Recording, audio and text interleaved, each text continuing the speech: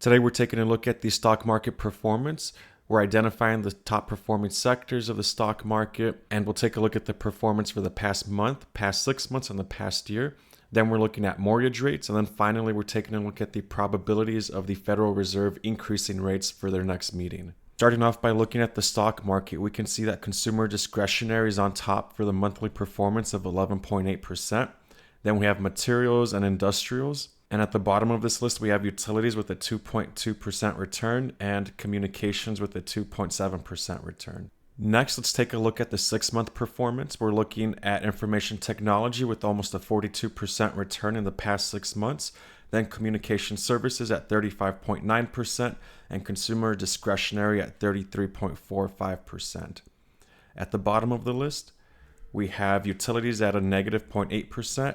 Next, we're looking at the 1-year performance, and information technology is at top with almost 37% return in the past year, followed by industrials with almost a 25% return in the past year.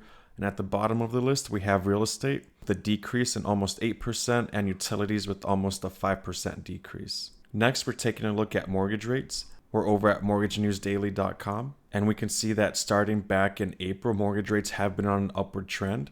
And as of June 29th, 2023, mortgage rates are about 7.04%, which is getting pretty close to this peak that we had back in 2022. The mortgage rates were at 7.37%. And if we zoom out, we can see the trend over the past few decades. Back in 1981, when mortgage rates were closer to 18%, and it's been decreasing since then. In the last couple of years, we've seen an increase in mortgage rates, down from the lows of about 2.5% up to 7%. And lastly, we'll take a look at the CME FedWatch tool, which shows us the probability that the Federal Reserve will increase rates or keep rates where they're at for their next meeting, which will take place on July 26th. And we're seeing an 86.8% chance that the Federal Reserve will increase interest rates by 25 basis points, putting the target rate range between 525 and 550 basis points. That's it for today. Make sure to follow for more updates.